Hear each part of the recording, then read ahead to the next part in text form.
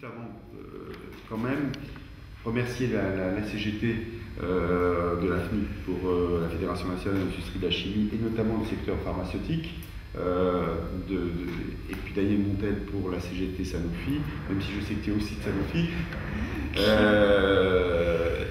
France-Amérique latine avait souhaité qu'on traitait ce sujet parce que ça a été un des sujets qui a fait l'objet d'un examen de plusieurs cas lors du tribunal permanent des peuples, du sommet des peuples de 2006 à 2010. Alors, pour rappel, pour ceux qui ne connaissent pas, mais je pense que dans la salle, à peu près tout le monde est peut-être au point, depuis 2004, nous organisons, à chaque fois qu'il y a un sommet officiel des chefs d'État et de gouvernement européens et latino-américains, comme il y a quelques semaines, quelques mois, à Santiago, nous organisons un sommet des peuples, qui est une sorte de contre-sommet, un sommet de la société civile et politique d'ailleurs, pour essayer un petit peu de poser les problématiques qui ne sont pas les problématiques forcément qu'on va voir venir à ce sommet.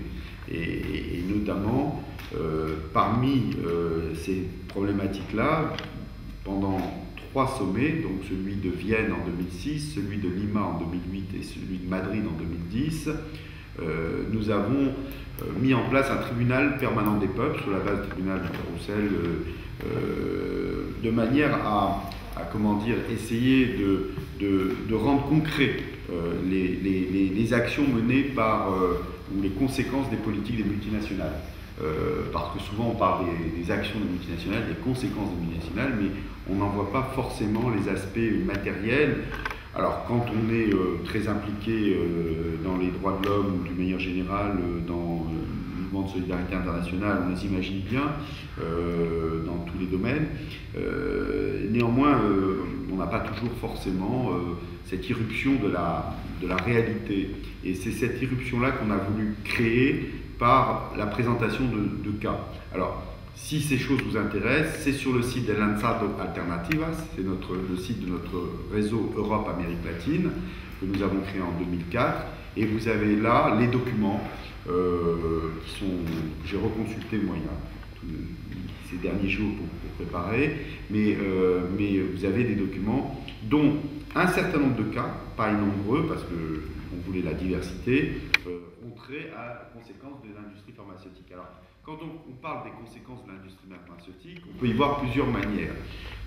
Il y a celle qu'on ne traitera pas forcément ce soir, mais qui est celle des conséquences environnementales, on va dire, et des conséquences sur les populations. C'est notamment ce qui a été signifié lorsqu'il y a eu ce sommet des peuples, à ce tribunal, à ces différentes sessions du tribunal permanent des peuples, mais il y a d'autres problématiques qui est l'intrusion des multinationales et de l'utilisation des multinationales en Amérique latine. Alors, ce TPP, ou ces TPP en l'occurrence, ces sessions de TPP, dans ces différents cas, on fait état en tout cas de violation du droit à la santé et à la vie en Amérique latine par les multinationales européennes, notamment, alors parmi celles qui ont été citées, il y avait Sanofi, il y avait Roche, il y avait Bayer, il y en a sûrement d'autres, notamment en ce qui concerne le milieu environnemental, je l'ai dit, mais aussi les défauts dans les médicaments. Parce que ça aussi, c'est une problématique qui est posée. Sans compter, alors une autre problématique, celle qu'on va peut-être plus discuter notamment aujourd'hui, c'est l'implantation de ces entreprises, les brevets et les conséquences de la notion de propriété individuelle dans les molécules issues de la médecine traditionnelle, mais d'une manière générale dans la mise en place de génériques. Et à partir de là, qu'est-ce qu'on entend par générique? Parce qu'en l'occurrence, on y reviendra tout à l'heure peut-être avec Daniel, il y a plusieurs formes de conception du générique. Il y a le générique qui a pour objectif, comment dire, de copier, parce que libérer des droits totalement la molécule et d'en faire une sorte de duplicata. Il y a celui qui le fait en prenant simplement le princeps, et puis il y a ceux qui magouillent des produits. Voilà. Et chaque cas est un cas un petit peu différent. Et notamment, la contrefaçon, ce qu'on appelle la contrefaçon, est un problème réel lié comment dire, au problème de la pérennité d'un certain nombre d'entreprises. Même si ce sont des multinationales, ça pose un certain nombre de questions, mais je pense que peut-être qu'on pourra y revenir. La deuxième, qui a trait effectivement à la fabrication de génériques et à la possibilité pour les peuples d'accéder à des molécules, ça c'est encore un autre problème. Donc la problématique du générique est une problématique qui est différente. Mais ce qui nous semble délicat et problématique en tout cas, c'est la manière dont les multinationales, notamment en termes de recherche, utilisent les ressources premières des peuples latino-américains, mais pas que. Hein. Nous, on est là en Amérique latine, vous comprenez bien qu'on peut élargir ça à un certain nombre d'autres continents.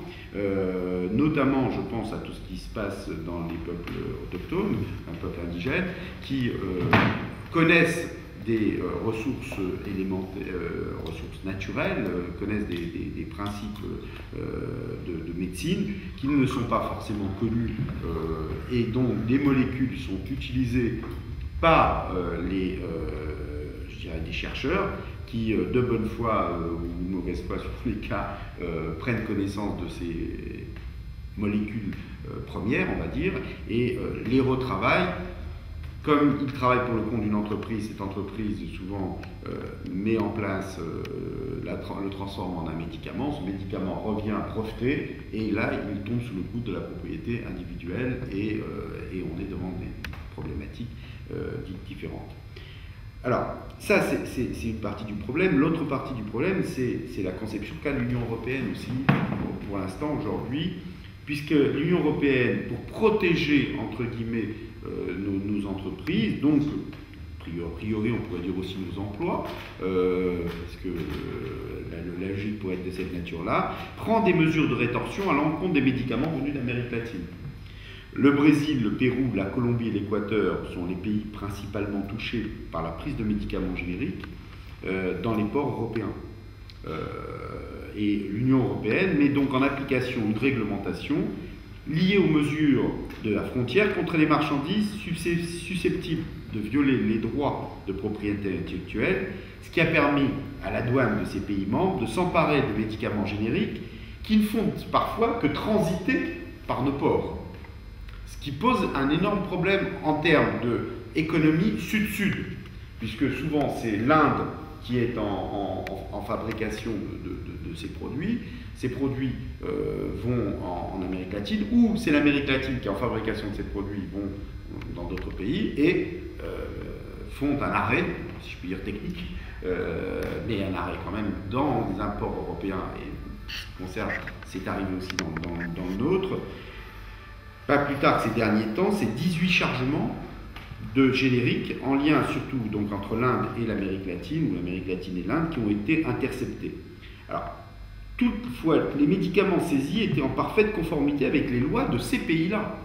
C'est-à-dire que le problème, c'est pas qu'ils ont violé, c'est pas des contrefaçons, comme je pourrais dire, par exemple, il y aurait des contrefaçons de chez Chanel ou de chez je ne sais pas quoi, et que ça passe par chez nous pour aller dans un autre pays. Et là, effectivement, on est dans la logique de la contrefaçon. Là, c'est pas du tout ça, c'est pas des contrefaçons, c'est des productions dans la logique de la contrefaçon. Là, c'est pas du tout ça, c'est pas des contrefaçons, c'est des productions tout à fait légales dans leur pays, qui ont fait l'objet d'accords tout à fait normaux, mais qui, naturellement, viennent, par la logique des génériques, poser les principes des grandes entreprises qui, eux-mêmes, ont leur entreprise en Amérique latine, pour ce qui concerne l'Amérique latine.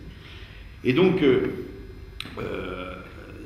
ces entreprises, ces médicaments saisis, sont aussi en parfait accord avec les accords multilatéraux qui régissent le commerce international. Donc, ils sont ni en désaccord avec leur propre pays, ou les pays qui vont importer ou exporter, puisqu'il faut toujours un début et un départ et une arrivée, et en même temps la logique internationale et la protection de la propriété intellectuelle au niveau international. Alors, les saisies sont faites avec des justifications qui accusent les producteurs de ces médicaments génériques de violer les brevets. Et c'est là, j'attendrai notamment que tu nous expliques un petit peu qu'est-ce que c'est que cette réalité des brevets et en quelle mesure, parce que nous sommes des associations de solidarité internationale, nous sommes là pour essayer de créer les conditions avec d'autres amis qui sont présents ici dans la salle et bien d'autres qui, j'espère, auront l'occasion d'avoir le document qui est filmé en ce moment, puisque c'est aussi l'avantage de ce moment, de cette conférence, c'est de comprendre un petit peu comment aujourd'hui se retrouvent les problématiques. Et de cette façon, l'Union européenne tente de faire respecter des brevets des multinationales pharmaceutiques aux lois des pays étrangers dans lesquels ces produits ne sont pas sous la protection par brevet. L'Union européenne contribue donc ainsi à la confusion délibérée des médicaments contrefaits et des médicaments génériques pour les retirer du marché. Et par conséquent, on peut comprendre que la société civile, donc je disais Pérou, Brésil, Colombie, Équateur, touchée par la prise de ces médicaments génériques dans les ports européens, dénonce l'Union européenne qui viole le droit à la santé et à la vie, donc comme je disais, de ces populations, par le biais de cette création d'obstacles illégitimes et illégales d'accès aux médicaments génériques utilisés dans le traitement de diverses maladies qui affectent ces populations.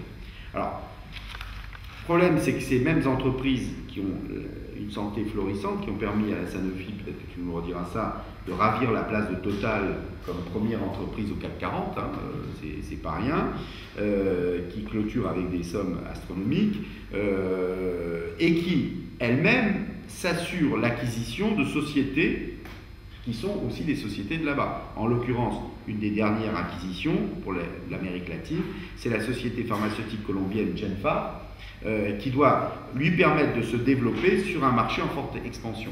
Et ça aussi, c'est l'autre enjeu sur lequel nous, on doit être alerté, c'est le fait, et ça tu nous donneras peut-être plus d'éléments, moi je donne qu'un cadre général pour que tu nous aides à préciser ce qui nous semble, nous, je dirais, non spécialistes, mais qui ressentons les problématiques et qui ne savons pas très bien jusqu'où on doit aller.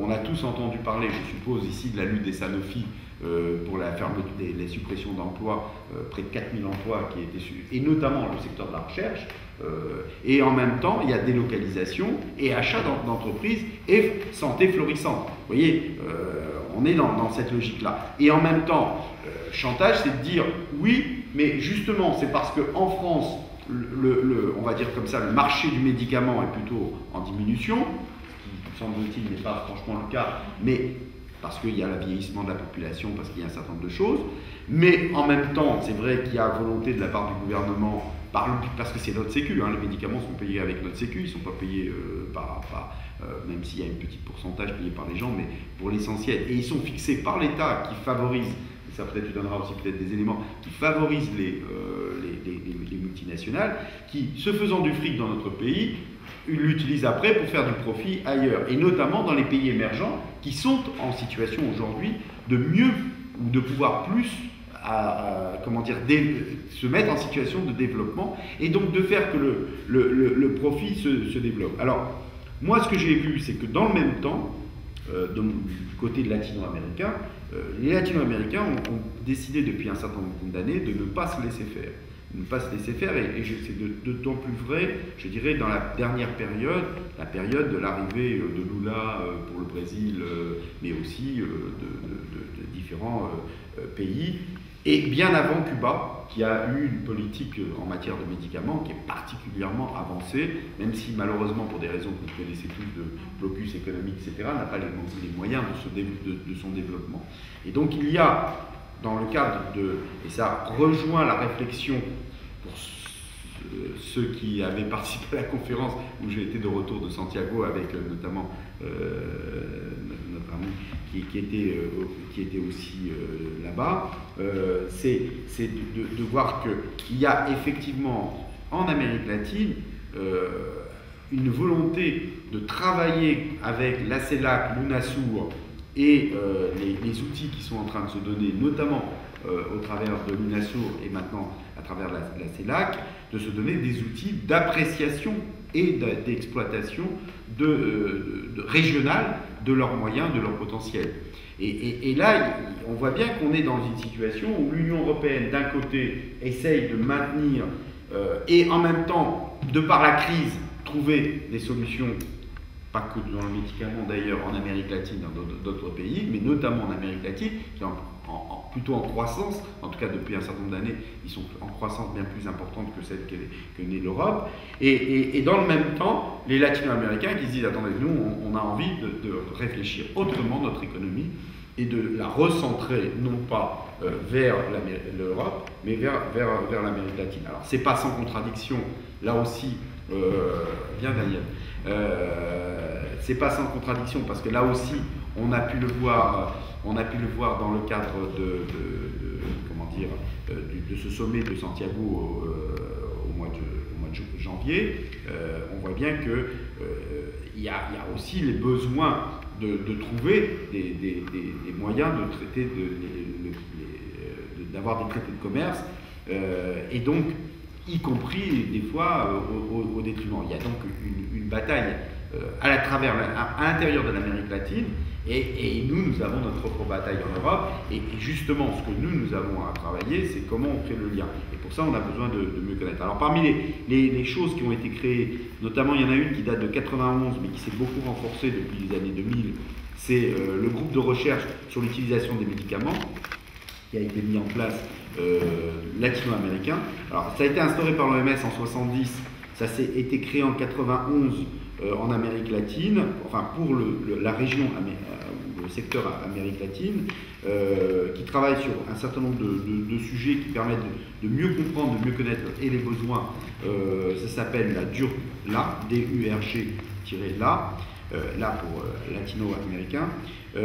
Il y a aussi le CIETE, qui est le système d'information essentiel sur la thérapeutique et la santé, qui a été créé en 98, et lors de la 4e session de la DURG-LA, en l'occurrence. Il s'agit d'une base de données regroupant une sélection de références bibliographiques, dont plus de 30% sont accompagnés d'un résumé de commentaires en espagnol, ça va sans dire. Et puis, ils ont créé aussi une version en CD-ROM, et il y a un site pour ça. Et puis, il y a une autre initiative qui a été réussie pour promouvoir l'échange d'informations, qui a été créée aussi en 2000. C'est un portail de discussion électronique, ça s'appelle e-Pharmacos, qui a été instauré pour travailler dans ce sens-là. Donc, voilà, les 10 dernières années, le marché mondial du médicament s'est considérablement étendu, alors que les inégalités dans le monde dans l'accès aux médicaments se sont creusées. Et l'accord de l'OMC sur ces questions, la conférence internationale sur l'harmonisation de consensus entre l'industrie pharmaceutique mondiale et les autorités de réglementation ont contribué à accélérer la réglementation des principaux marchés pharmaceutiques et ont contribué à accélérer. Alors, de quelle mesure, comment, peut-être tu pourras nous en dire un petit peu, mais ces grands groupes, en tout cas, peuvent exercer une forte influence sur les autorités de réglementation pharmaceutique de chaque pays. Et leur présence accrue, voire écrasante, commence à se faire sentir dans la formation continue des médecins et des autres professionnels de santé en Amérique latine, comme chez nous d'ailleurs, mais chez nous, vous avez vu que depuis l'affaire Mediator, on essaye de remettre un petit peu des boulons, mais l'affaire Mediator, ça ne date pas d'il y a 15 ans. Hein. Donc voilà, je dis ça parce que ça contribue aussi à cette double problématique qui est un peu l'esprit de France-Amérique latine, c'est-à-dire de qu'est-ce qui se passe chez nous, qu'est-ce qui se passe en Amérique latine et en quoi on peut trouver des ponts de lutte commune entre eux et nous et sur quelle base. Parce que tel que c'est présenté, on pourrait penser que nos intérêts sont contradictoires, puisque nous devons, je mets le nous hein, entre guillemets, disons que la défense de l'entreprise pourrait nécessiter de se dire, bah oui, si on veut se préserver les emplois, etc., il faut que le groupe se préserve. Si le groupe préserve, il faut qu'il se développe. S'il se développe, il doit le faire à l'étranger et à l'exportation, puisqu'à un moment donné, le marché, il est ce qu'il est en France, il est forcément limité. Et si on veut rester les meilleurs. Sauf que, on sait que c'est pas tout à fait ça, parce qu'on sait que dans le même temps, et ils font du bénéfice, et ils augmentent leur profit pour en être dépassé total, etc. Et dans le même temps, ils licencient, sans que pour autant, il y ait une accessibilité réelle des autres aux médicaments. Voilà, la logique, elle est un peu celle-là, sans compter les répercussions que ça a sur les emplois, sur les professionnels. Alors, je ne veux pas être beaucoup plus long que ça, j'ai un certain nombre d'autres informations, mais on les donnera au fur et à mesure, parce que sinon c'est un peu lassant. Mais ce que l'on voudrait maintenant, puisque aussi Daniel et donc Montel de la Sanofi, CGT Sanofi est arrivé, c'est deux choses. Peut-être que tu nous donnes un meilleur aperçu que moi j'ai pu le faire vraiment en généralité de ce qu'est la problématique de la Sanofi liée, parce que la Sanofi c'est quand même la grosse boîte quoi, du médicament en général, mais avec notamment de l'Europe à l'Amérique latine, et puis peut-être aussi, si Daniel, je sais que ce sujet la passionne, il nous parle un peu des génériques et de la spécificité du générique. Voilà, en quoi... voilà. Merci de nous donner l'occasion de s'exprimer. Je suis Marc Kabir, je suis chez Sanofi aussi, aux affaires scientifiques. Et je suis par ailleurs déléguée européenne au comité européen de Sanofi. Alors j'ai préparé un certain nombre de petits thèmes pour qu'on puisse en débattre. La question principale, c'est est-ce qu'on veut répondre aux besoins de santé de la population mondiale ou augmenter le chiffre d'affaires? Ça, c'est la question cruciale. C'est de là où ça part l'ensemble de l'approche qu'on devrait avoir. Aujourd'hui, on sait qu'il n'y a aucune réglementation pour fixer les prix. C'est-à-dire que le réel prix de médicaments est beaucoup moins, c'est incomparable avec ce que coûte vraiment la fabrication de médicaments, n'a rien à voir avec ce qu'ils fixent comme prix et ce qu'ils projettent. C'est-à-dire qu'aujourd'hui, il y a des lois, comme vous l'avez bien expliqué, sur la protection de propriété intellectuelle qui ont été fixées par l'OMC, l'Organisation mondiale du commerce, dès 1994, qui s'appelle l'accord sur les aspects des droits de propriété intellectuelle atypiques, qui finalement, en résumé, protège pour 20 ans un nouveau médicament qui est trouvé par la recherche, par les chercheurs de l'industrie pharmaceutique. Et du coup, l'accès à ces médicaments n'est pas autorisé, ou alors c'est à des très fortes prix. Ce qui fait que le brevetage, en fait, c'est un modèle dominant aujourd'hui. Et c'est là où, finalement, c'est, si vous voulez, le point le plus important qui génère l'histoire des génériques, le fait qu'on doit créer des génériques, parce que le prix de médicaments, ce qui coûte réellement le médicament, n'est pas ce qui est mis sur le marché, libre-échange. Une fois qu'on a dit ça et qu'on parle de cette approche, je peux donner l'exemple d'une multinationale, Sanofi, qu'on connaît bien, qui est représentative de l'ensemble des autres multinationales et qui n'est pas un phénomène à part. Pour donner quelques chiffres, pour situer un peu Sanofi. Sanofi, c'est 34 milliards 947 millions d'euros aujourd'hui de chiffre d'affaires. Un résultat net de 8 milliards 179 millions d'euros. Sanofi, c'est une boîte qui fait beaucoup de bénéfices et qui a comme seule, on va dire, stratégie de faire des économies, d'augmenter la part des actionnaires. Entre 2009 et 2011, ils ont demandé 2 milliards d'économies. Entre 2011 et 2013, ensuite, encore 2 milliards. Ce qui a coûté à peu près 4000 emplois entre 2009 et 2011 en France, et un plan qui est en cours, vous avez entendu parler, ce n'est pas l'objet d'aujourd'hui de notre débat. En résumé, ils veulent monter la part des dividendes, qui était de 35% en 2009, à 50% des bénéfices en 2014. Et en 2012, c'était 45%. C'est-à-dire la moitié de bénéfices doit aller vers les actionnaires, en résumé. Alors pour ça, qu'est-ce qu'ils font? Ils n'ont plus d'état d'âme. Il y a à peu près 10 ans, on disait, oui, l'accès aux médicaments, les pays pauvres, Les médicaments orphelins, c'est des chevals de bataille. Eux aussi, maintenant, ils en parlent. C'est-à-dire les médicaments pour les maladies rares, pourquoi pas, ils sont allés acheter Genzyme. Genzyme, c'est une boîte qui travaille sur les maladies rares. Ils sont allés l'acheter. Si on peut faire des bénéfices, pourquoi pas? Les pays en développement, à un moment donné, il y a 10 ans, nous, notre combat, c'était il faut que ces pays aient accès aux médicaments. Eh bien sûr, eux aussi, ils le disent. Et je vais vous donner les chiffres, comment ils s'implantent. Parce qu'ils peuvent avoir une croissance de chiffre d'affaires. N'oublions pas que finalement, leur seul objectif, c'est ça. C'est basique. Donc, qu'est-ce qu'ils disent? Ils disent diversification. Parce que la recherche est lente. La recherche telle que c'est faite est en contradiction avec la rentabilité à court terme. Attendre 10 ans pour qu'une molécule soit trouvée, soit les essais cliniques, les phases 2, phase 3, même les phases 4 pour voir les effets secondaires, c'est long. C'est en contradiction de plus en plus avec la gestion libérale. Donc eux, ils veulent diversifier pour avoir rapidement les bénéfices. Donc ils diversifient dans différents domaines, mais en même temps, ils disent, nous on réduit l'investissement dans la recherche, on essaie d'acheter des molécules un peu partout. Dans les partenariats publics-privés, on attend voir si dans une université, il y a des molécules qui sont trouvées, on va l'acheter.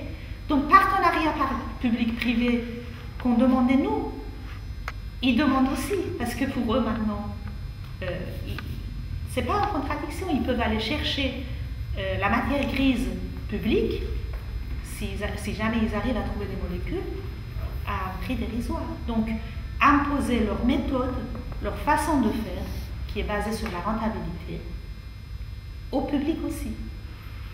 Les labos de l'INSERM, par exemple. Il y a un partenariat entre Sanofi et l'INSERM. Et ce n'est pas l'INSERM qui impose ces méthodes, c'est Sanofi qui impose sa façon de faire. Donc, pour revenir à l'Amérique latine, je vais simplement donner quelques chiffres. On sait que 8% de la population mondiale aujourd'hui est en Amérique latine, donc 600 millions. En 2030, il va y avoir 682 millions de personnes, dont 116 millions de personnes âgées. Pourquoi je dis ça? Parce que c'est un marché. Pour les laboratoires, les personnes âgées, c'est un grand marché. Et 313 millions de classe moyenne. Là aussi, c'est important pour les laboratoires pharmaceutiques parce que la classe moyenne achète. Et un autre point, en 2030, il y a plus de 58% de diabétiques en Amérique latine. Aux US, 58%. US, 36%, Europe, 22%. C'est énorme. En Europe? 22. Non, 58% de 58% de prévision d'augmentation oui, non, mais en du Europe, nombre de diabétiques en Amérique latine, 36% aux États-Unis et 22% en Europe. Je reviens à notre basique, marché. Diabète, marché. Il faut voir comme ça, le point de vue des labos. Alors, Brésil était au 8e rang de dépenses pharmaceutiques en 2000. En 2016, ils vont passer en 4e rang. Donc, ça veut dire un très grand marché pour les labos. Avec une croissance que vous connaissez, 9% en Argentine et Brésil.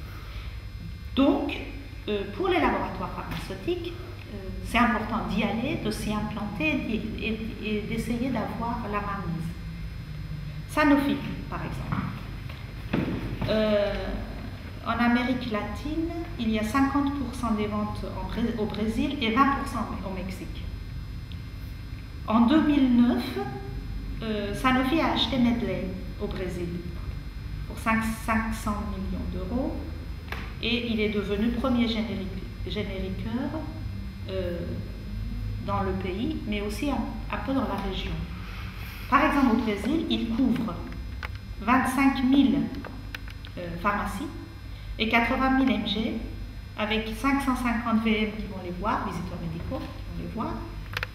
Et du coup, comme tu l'as aussi expliqué, il s'implante, il essaie d'aller voir les médecins, aller voir les hôpitaux, essayer avec Medley qui maintenant, Medley est quand même au Brésil, sur les 77 en fait, ils représentent un volume très important.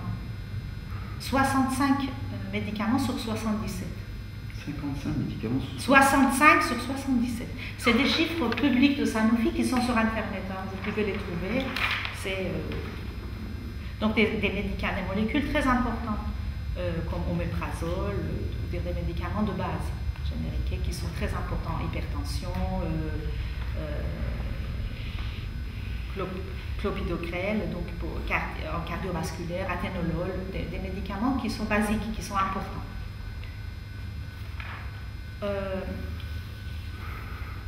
Par ailleurs, donc, ils ont acheté, comme tu l'as dit, Genfar en Colombie, avec Santé Animale. Et quelque part, pour Sanofi, pour vous donner un chiffre, dans l'ensemble des marchés émergents, qui sont un marché important pour Sanofi, 30% représentent l'Amérique latine. Mais malgré tout, c'est quand même assez fragmenté. C'est-à-dire que Sanofi, qui est le premier laboratoire en Amérique latine, c'est 7,5% du marché. Novartis, deuxième, Pfizer, troisième, etc. etc. C'est assez fragmenté quand même, encore. Pour encore donner des chiffres, sur place, ils ont, parmi les employés de Sanofi, il y a 6% R&D, 40% visiteurs médicaux, 40% industriels et 14% les autres de fonctions support.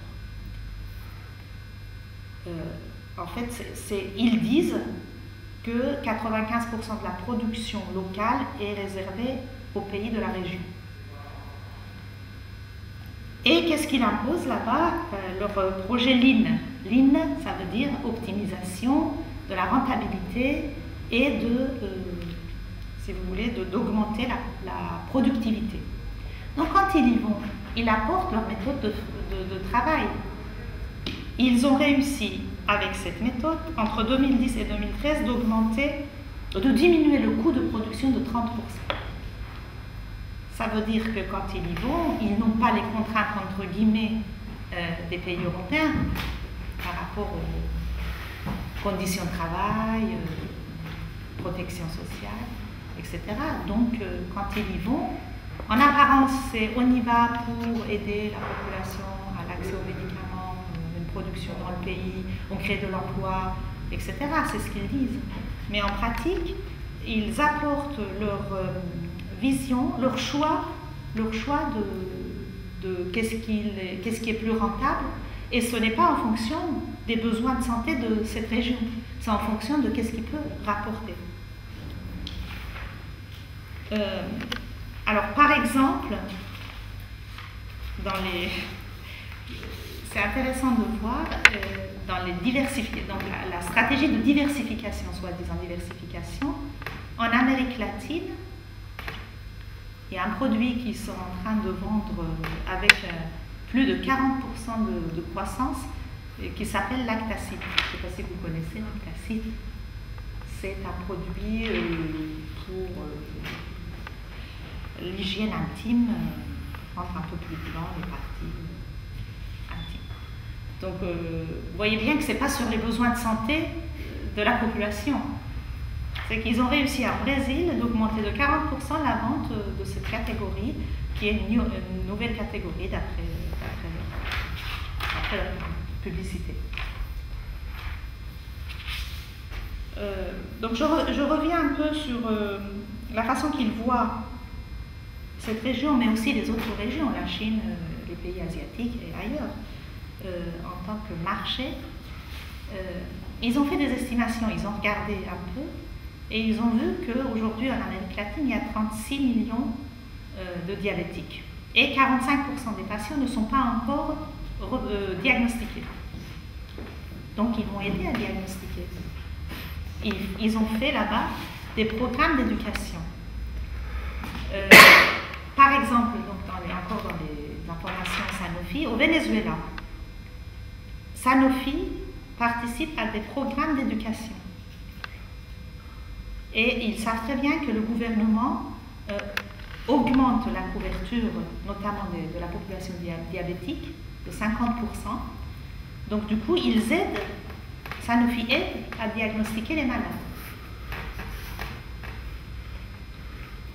En Colombie, ils ont vu qu'il y a 90% de la population qui est couverte pour le diabète. Donc Sanofi a augmenté son investissement de 50% pour l'éducation des malades. En Mexique, ils disent qu'il y a 10,3 millions de diabétiques de type 2. C'est une prévalence très importante en Amérique latine. Et du coup, Sanofi a intégré des programmes avec le gouvernement pour lutter, entre guillemets, contre le fléau de diabète. Donc, si vous voulez, ils ont un ensemble de programmes qui n'est pas simplement d'aller s'implanter devant des génériques. Ils disent qu'en fait, voilà un plan qu'ils ont proposé pour l'Amérique latine, qui consiste à solidifier l'existant, introduire de nouveaux produits, avoir des relations proches avec les autorités locales. C'est ce que tu disais. Partenariat local pour accès au marché. Entre guillemets, lobbying. C'est ce qu'ils font un peu ici. Alors, du coup, en parallèle, ils ont fait une action pour lancer des vaccins contre des maladies qui sont présentes dans cette région, par exemple dengue. Donc, ils font des investissements avec partenariat public-privé dans ce domaine. Ça peut être un peu une vitrine, pour pouvoir en même temps entrer dans d'autres domaines et de tisser des relations à l'intérieur de ces pays. Et par exemple, au Guatemala, ils ont fait un partenariat public-privé sur les médicaments en psychiatrie en 2009. Donc, ils sont prêts à investir, si vous voulez, 100 millions, 200 millions dans ce type d'action, qui en même temps peut être compris par la population comme le fait que Sanofi n'est pas là que pour nous exploiter. Il crée de l'emploi, il lutte contre les maladies de la région, il travaille sur la santé psychiatrique. Alors, en même temps, il y a quand même la demande des autorités, donc l'Agence nationale de vigilance sanitaire locale, que d'ici 2014, l'ensemble des médicaments génériqués soient testés. Ils demandent maintenant des essais. Parce que vous savez très bien que même en France, il n'y a pas des études de bioéquivalence sur les génériques. Donc, ils ont demandé d'ici 2014 des études en bioéquivalence. L'Agence nationale de vigilance sanitaire a demandé ça. Et par ailleurs, il y a quand même des laboratoires locaux qui sont en croissance. J'ai bien dit qu'il y a un marché assez fragmenté. Donc, Sanofi est présent en premier avec 7,5%, mais c'est fragmenté. Donc, voilà un peu les informations en vrac que j'ai essayé de donner de façon chiffrée pour avoir un peu une idée de la présence et de la façon de faire de Sanofi. J'ai un autre exemple qui n'est pas en Amérique latine, mais qui est en Tchéquie, qui illustre un peu la façon de faire de Sanofi et des autres multinationales. Je donne l'exemple de Sanofi, mais qui est représentatif et qui n'est pas un labo à part. En Tchéquie, il y a une usine à Holovok avec 800 salariés. Il y avait une usine avec 800 salariés qui, dans cette région, représentait beaucoup d'emplois annexes aussi. Et qui avait été une usine moderne en 1930, nationalisée en 1946. Donc une usine qui travaillait bien le médicament. Entre 1993 et 2009, cette usine a été vendue 5 fois à des financiers. Achetée, revendue par des boîtes financières. Sanofi est arrivé en 2009. Ils étaient contents. Moi, j'ai vu les délégués européens au comité d'entreprise européen qui étaient en train de dire, nous étions très contents parce qu'on a dit, enfin, il y a un laboratoire pharmaceutique qui vient nous acheter, ce n'est pas des financiers. ils vont investir, on va travailler, etc. Donc Sanofi a acheté en 2009 l'ensemble de la boîte, il était actionnaire minoritaire, finalement il l'a acheté. Et qu'est-ce qu'ils ont fait? En 2012, ils l'ont vendu à une boîte financière qui s'appelle Wood Company.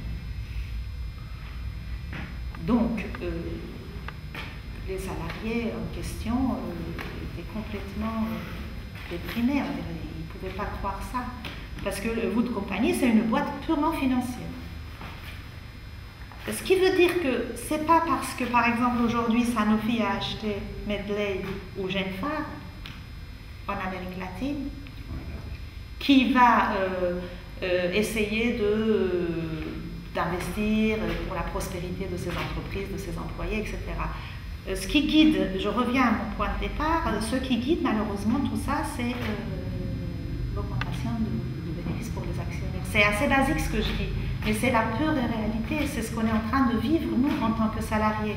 Et je finis sur ça parce que finalement, il est important de faire converger nos luttes, nous, à l'intérieur de ces multinationales, non seulement pour notre emploi, parce que on lutte pour notre emploi, mais aussi pour ce qu'on crée, pour l'éthique, pour nos convictions, parce que nous, on travaille aussi pour la santé publique. Et on ne partage pas la gouvernance, entre guillemets, le mot qu'il aime bien.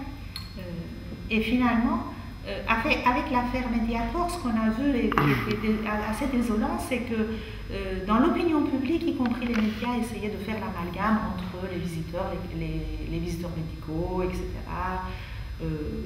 même les salariés, un amalgame, un ensemble d'entités assez corrompues qui vendent les médicaments. Moi, j'aimerais bien ici dire que ce n'est pas vrai, c'est-à-dire que les salariés en souffrent aussi. Nous ne voulons pas que le fruit de notre travail et le fruit du travail des chercheurs, par exemple, soit utilisé de cette façon, ou soit diversifié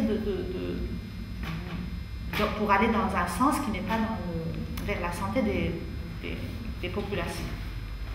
Donc, ce que tu disais sur essayer de faire converger les intérêts de ces populations, des salariés de multinationales, et des salariés qui travaillent dans ces pays, dans le domaine pharmaceutique, est très important, voire même urgent. Essayer de trouver des solutions pour se mettre en lien avec leurs syndicats et puis réfléchir à ce type d'action. Merci beaucoup pour cette intervention qui, je crois, permet de mesurer, de comprendre un peu la réalité des enjeux et de la problématique et peut-être aussi de commencer à répondre à un certain nombre de questions qui sont celles de finalement qu'est-ce que l'on peut faire et quelles sont les problématiques. Peut-être pour compléter le tableau, si tu veux bien nous rejoindre Daniel, parce qu'on est filmé alors, et que ça fait l'objet d'un film, on peut penser que finalement, après tout, c'est plutôt quelque chose de positif. Alors nous, on l'a vendu en France avec ça va coûter moins cher à la Sécu, même si on s'aperçoit petit à petit que les génériques commencent à être aussi chers que les autres molécules. Et donc, je l'ai dit tout à l'heure, il y avait... avant que tu arrives, je disais qu'il y avait trois grandes familles de génériques, on pourrait dire comme ça, d'après ce que j'ai compris. Hein. Il y a ce qu'on appelle la vraie copie, hein, c'est-à-dire on prend le produit et on le fabrique à l'identique, quasiment à l'identique. Le médicament qui n'est pas le même, mais qui s'en rapproche, parce qu'il a le même principe actif, mais le même dosage, mais il n'a pas la même forme galénique, il n'a pas les mêmes excipients, etc. Et puis il y a ce que Katja m'a dit, qui s'appelle les médicaments assimilables, ce qui seraient des génériques dont on pourrait se poser même la question si la molécule, le principe actif, est véritablement la bonne et qui donne visiblement des soucis.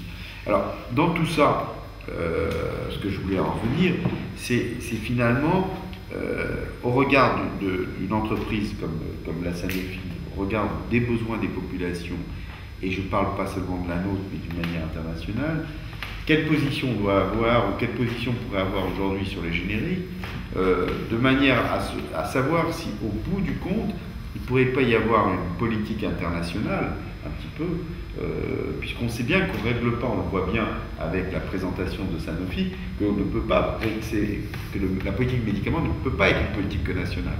Elle est obligatoirement aussi régionale, si on prend l'Europe, l'Amérique latine, etc., et internationale, puisque les groupes et les recherches sont au niveau international. Donc, est-ce qu'une politique de générique est une politique qui peut être posée à l'échelle nationale, ou est-ce qu'elle doit être posée à l'échelle internationale? Et à partir de là, on reviendra peut-être tout à l'heure, c'est quelle structure on se donne au plan international, vers quelle structure on doit militer pour avoir des contrôles et pour se doter.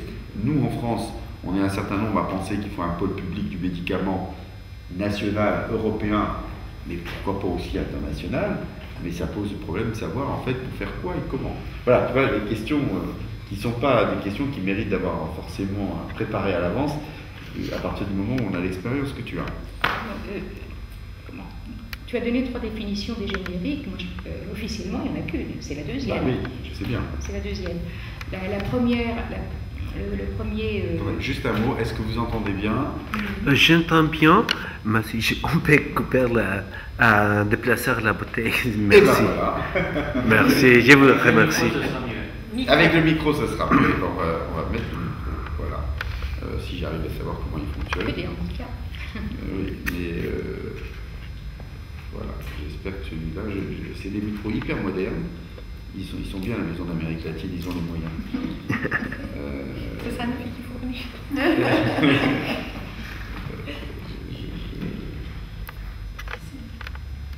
Ah, ça y est. Alors, il faut toujours un temps.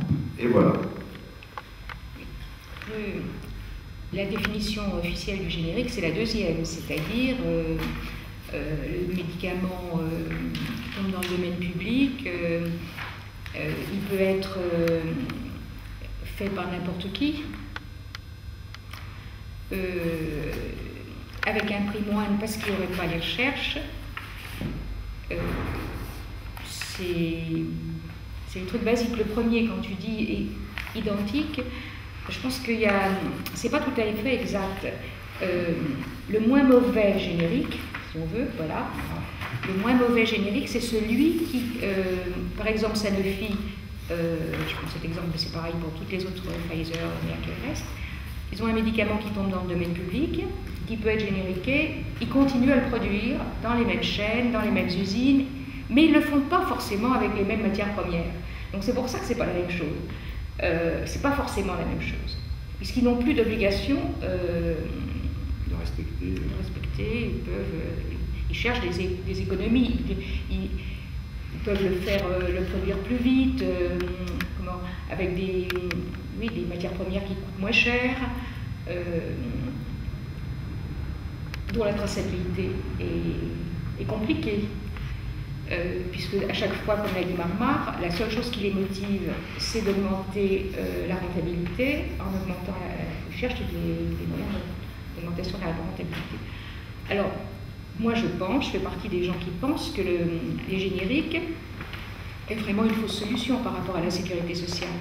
Le problème qui est posé, c'est de connaître le coût réel, le prix réel de revient du médicament.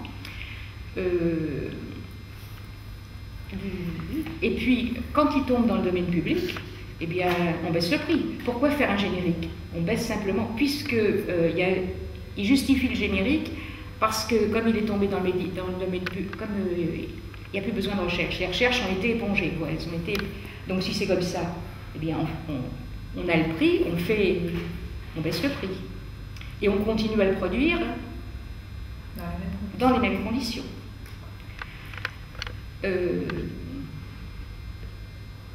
Les États-Unis, où les génériques sont implantés sont développés depuis longtemps, les médicaments sont très chers. C'est un des endroits où les médicaments sont le plus chers. les génériques, quand en France, une firme négocie actuellement un prix de médicament nouveau, il n'y en a pas beaucoup, mais c'est des négociations, c'est un troc, il y a des contreparties. Et il y a eu par exemple comme contrepartie, il y a dans les contreparties le fait de génériquer, de développer des génériques. Donc, si une boîte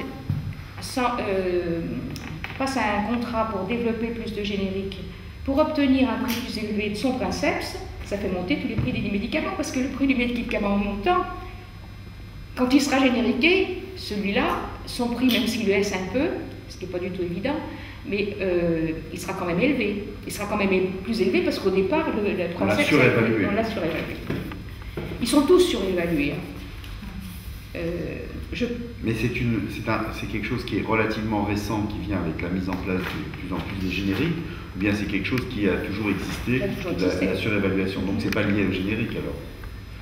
Tu laisses sous-entendre dans tes propos. Parce qu'aujourd'hui, voilà, pour que tout le monde comprenne. Si, aujourd'hui, dans le troc qui se passe entre les organismes de tutelle qui vont participer à décider du prix, il y a le développement des génériques. Si Sanofi s'engage dans des génériques, par exemple, ils auront la possibilité d'avoir un prix plus élevé pour leurs médicaments. Leur principal actif. Donc, le vrai problème, c'est le prix du médicament qui devrait être transparent, qui ne devrait pas être surévalué. Il a toujours été surévalué, ça c'est vrai, même quand il n'y avait pas les génériques. Et les génériques rentrent dans le troc aujourd'hui. Donc, moi j'estime que le fait d'avoir décidé des génériques, ça n'a pas de sens. C'était vraiment un faux problème.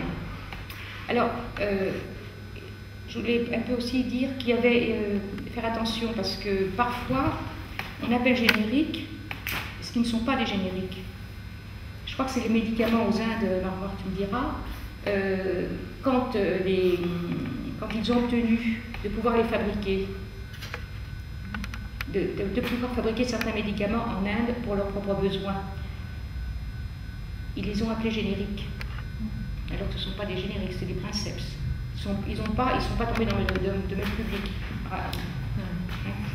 Ils ont obtenu l'autorisation avant la fin du brevet, si tu veux, pour un certain nombre de pays, de pouvoir...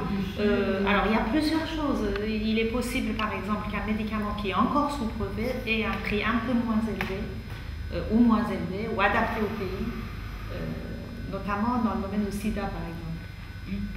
Et ce qu'il leur reproche, en réalité, c'est d'utiliser cette clause qui est négociée pour fabriquer des produits qui sont avec des molécules princeps non tombées dans le domaine public et qui normalement sont réservés à la production pour le pays en question. Voilà, je suis tel pays, par exemple, je dis n'importe quoi, admettons que le Brésil, si on parle d'Amérique latine, ou l'Inde en l'occurrence, je vais fabriquer du pays, j'ai l'autorisation de fabriquer un tel médicament qui est encore préservé en France, par exemple, dans d'autres pays d'Europe, par la PIC, etc., ce qu'on disait tout à l'heure, mais parce qu'il y a une négociation, allez hop, je te le fais 20% moins cher.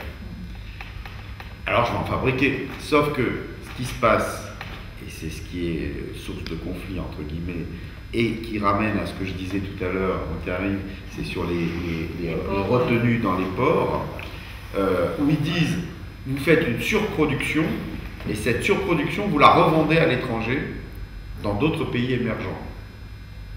Et donc là, pour le coup, vous êtes en train de rompre l'accord que nous avions obtenu.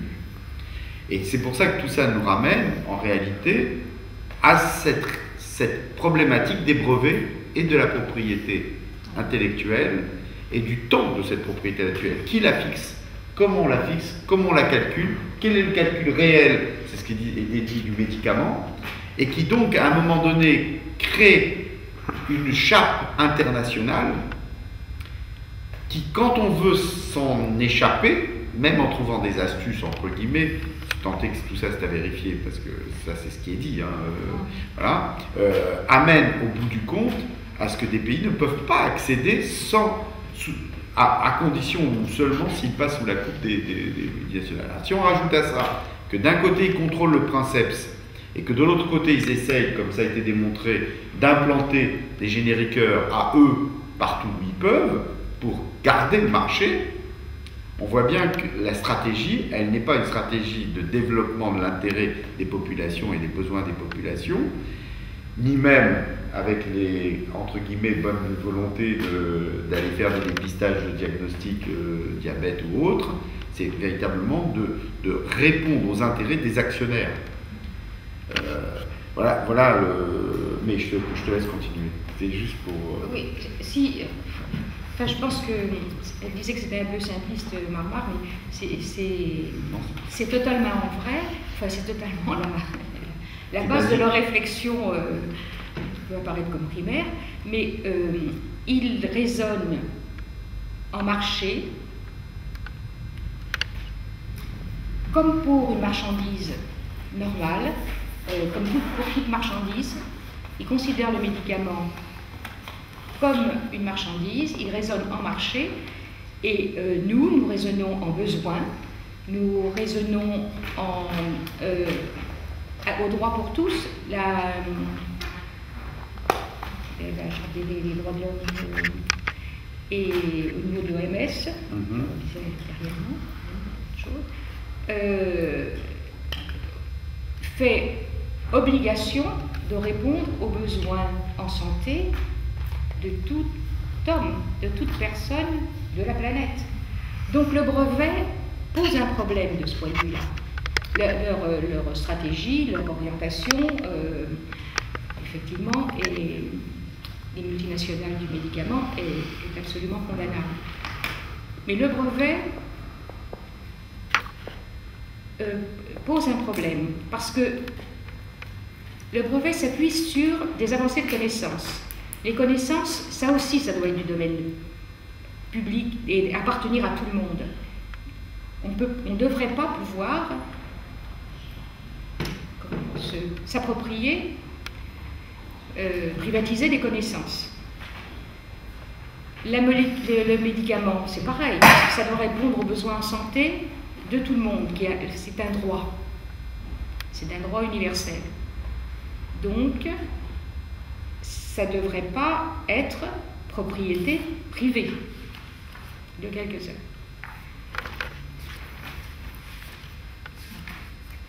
Donc,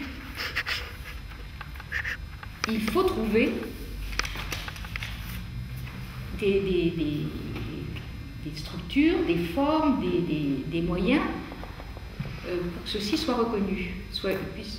Alors bon, il y a une idée qui est un brevet mettre les brevets sous la responsabilité de l'OMS, qui pourrait veiller à ce que tous ceux qui en ont besoin disposent des moyens de se soigner qui existent.